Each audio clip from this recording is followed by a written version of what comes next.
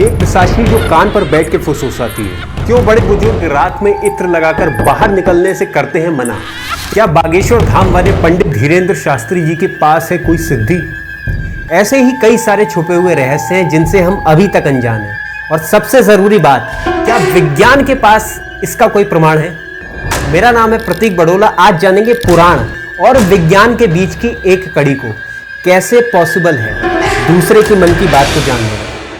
भारत हमेशा से आध्यात्मिकता की पृष्ठभूमि पर विश्व में सबसे सर्वोपरि रहता आया है। जहां भारत में समाज और सभ्यता का सामंजस्य बिठाने के लिए कई सारे ग्रंथों की रचना करी गई, वहीं दूसरी तरफ कुछ ऐसे भी ग्रंथ और पौराणिक किताबों को लिखा गया जिनका उल्लेख करना समाज में खुले तौर पर वर्जित किया गया।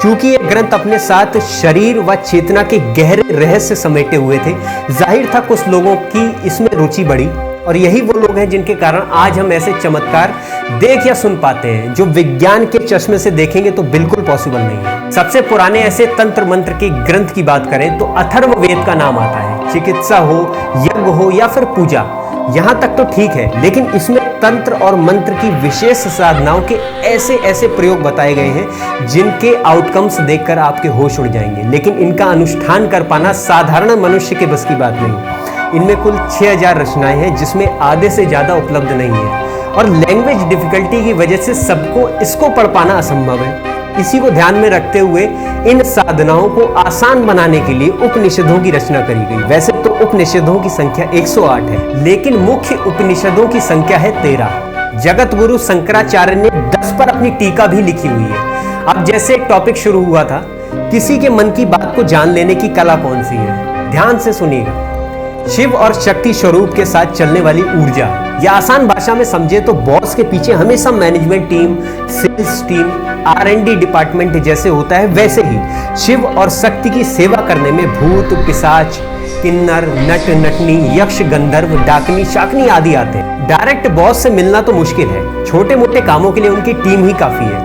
वैसे ही ईश्वर को प्रसन्न करने में बहुत ज्यादा समय लगता है। तपस्या, धैर्य, चरित्र, इन सारी चीजों की जरूरत पड़ती है। वहीं इनके गणों को बस कुछ दिनों में प्रसन्न किया जा सकता है, कुछ को तो सिर्फ एक दिन में भी सिद्ध किया जा सकता है। आप विश्वास नहीं करेंगे, योग तत्वोपनिषद में हर छोटे बड़े काम को सिद्ध करने की विशेष विधि दी गई है। सांप के जहर को उतारने का मंत्र हो, किसी को वश में करना हो, गड़ा हुआ खजाना ढूंढना हो, पानी पर चलना, कई दिनों तक बिना खाने पीने के जिंदा रहना, अपनी उम्र को बढ़ने से रोक देना, यहाँ तक कि मारण सिद्धि, किसी दूर बैठे इंसान के किसी निजी सामान की मदद से उसे चुटकी बजाते मार देना। योग तत्वोपनिषद में इन सभी साधनाओं के बारे में विस्तार से लिखा है। आप आउट ऑफ क्यूरियोसिटी इसे नेट पर पढ़ सकते हैं, लेकिन ध्यान रहे, आउट ऑफ क्यूरियोसिटी ये साधनाएं बहुत ज्यादा खतरनाक हो सकती हैं। इन्हीं में से एक प्रकार है कर्ण पिशाचिनी, जिसे मूलतः नेक्रोमेसी के अंतर्गत माना जाता है। जैसा कि नाम से स्पष्ट है, कर्ण यानी कि कान और पिशाचिनी जो कान पर विराजमान होती है। गुलाब का इत्र इसे अति प्रिय है। 11 दिनों में सिद्ध होने वाली ये पिशाचिनी साधक के सामने जो भी पड़ता है उसके बारे में सब कुछ बताने लगती है। क्योंकि ये आवाज बस साधक ही सुन सकता है, इसीलिए सामने बैठा आदमी हैरान हो जाता है कि उसके मन की बात कोई कैसे जान सकता है। कुछ लोग इस साधना का गलत इस्तेमाल करते हैं, लेकिन कुछ लोग ऐसे भी हैं जो इन साधनाओं का इस्तेमाल जन कल्याण के लिए करते आए हैं। ये तो था पौराणिक तर्क। अब बात करते हैं साइंस की। विज्ञान भी धीरे धीरे इस पर विश्वास करने पर मजबूर हो रहा है। वैज्ञानिक पृष्ठभूमि से देखें तो किसी इंसान का दूसरे की मन की बात जान लेने की विधि को कहते हैं टेलीपैथी। विज्ञान मानता है हमारे अंतर्मन में परत दर परत 7 गहरी परतें होती हैं, जिनकी आखिरी परत को सुपर कॉन्शियसनेस कहते हैं। उस तक पहुंचने में जो भी कामयाब हो जाता है वह किसी भी इंसान के मन से निकलने वाली तरंगों को पढ़ सकता है। इतना ही नहीं, वो जानवरों और पेड़ पौधों तक की चेतना को पढ़ने में भी सक्षम हो जाता है। अगर आपने लूसी फिल्म देखी है तो काफी हद तक आप मुझे समझ रहे होंगे। आसान भाषा में समझे तो इंसानों में कम्युनिकेशन की जरूरत तब पड़ी जब इंसान की आवश्यकताएं बढ़ी।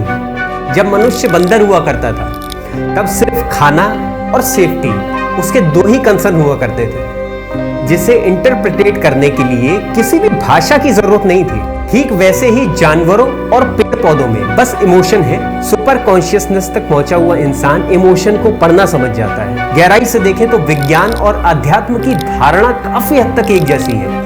सिद्धियों के लिए भी ध्यान की जरूरत होती है और अंतर्मन की गहराई तक पहुंचने के लिए भी ध्यान की जरूरत पड़ती है। लेकिन विज्ञान तथ्यों पर चलता है और अभी तक कोई भी ऐसा वैज्ञानिक नहीं हुआ जो अंतर्मन की गहराई तक पहुंच पाया। इसी कारण विज्ञान के लिए यह विषय महज एक तर्क है, ठीक वैसे ही जैसे स्टीफन हॉकिंस की टाइम डायलेशन, टाइम ट्रैवल की थ्योरी एक तर्क है। लेकिन सनातन धर्म की आध्यात्मिक पृष्ठभूमि में आज भी ऐसे सैकड़ों लोग हैं जिनको ऐसी सिद्धियां प्राप्त हैं, लेकिन वे खुले तौर पर इसका प्रदर्शन नहीं करते हैं, भगवत प्राप्ति के मार्ग पर चल रहे हैं। योग ध्यान की विद्या में भारत हजारों वर्ष पहले ही चरम पर पहुंच चुका था। इसके विपरीत विज्ञान को अभी भी कई सारे रहस्य उजागर करना बाकी है। आपकी इस विषय पर क्या राय है? क्या दिमाग की इन परतों के बारे में आपको पहले से पता था? क्या विज्ञान कभी इन सिद्धियों को तर्क दे पाएगा?